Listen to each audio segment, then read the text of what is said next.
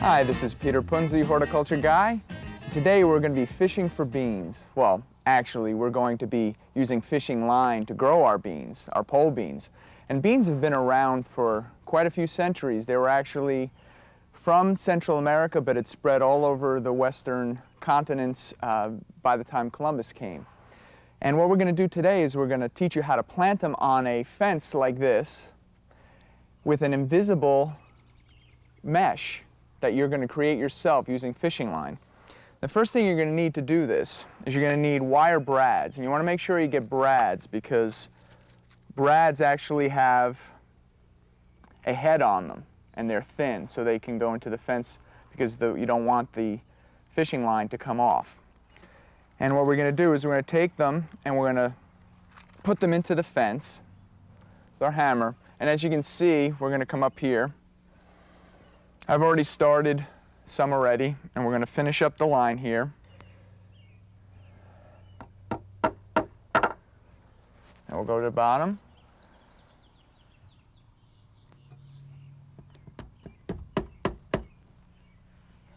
And now we'll get our fishing line. And this is a 20-pound test, doesn't have to be anything too strong. You want it thin and almost invisible because then you won't see it once you get a certain distance from it. We're going to go up and make a little knot. Put at the beginning of your line, nice knot. And now, as you go, you want to keep some tension on the wire as you go and wrap. So when you get down to the first nail, you wrap it around once and then bring it on back up. Give another wrap, keep that tension, because if it loosens up, it can pop off on you. Another wrap. Wrap. And I'll tell you what, I'm looking forward to having some beans this summer. Remember the first time I had beans? Grew some pole beans, and my mom cooked them in the pressure cooker and put some butter, salt and pepper on them, and they were just delightful. They were just so good. I still remember those. I don't think they ever tasted that good. And now, once we have the wire hooked up, the fishing line, we're going to bring in some fertilizer for the beans. Now, beans actually will trap nitrogen from the air in their roots, so you don't need to use a high nitrogen fertilizer, but most vegetable fertilizers aren't too high in nitrogen. So you can get a good vegetable fertilizer, and we'll get a little bit of it out.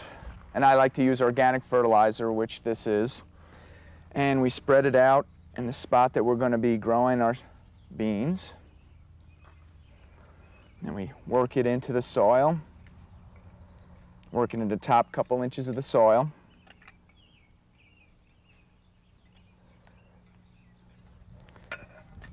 And now we're going to get our beans.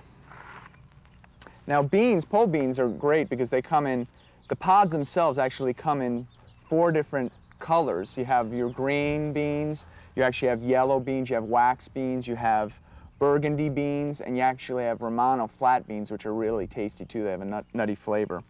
And then also the beans come in all different, when you actually grow them to eat the seeds, they also come in lots of calicos and different colors, black, reds, browns.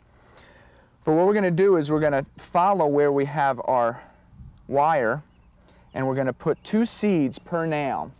And you want to put them about 1 inch deep. So I usually use my index finger, and the first segment of my finger is about 1 inch, so I just make a little hole and I put them in, work the soil over the top, and we go on down the line. Sometimes I just push them in like that. You get it down to a 1 movement operation, it goes a lot quicker. Now, the other thing we want to consider, it's June, and for the most part, it's going to be warm enough to plant them, but to be really sure, you should use a thermometer, soil thermometer. Make sure it's at least 60 degrees.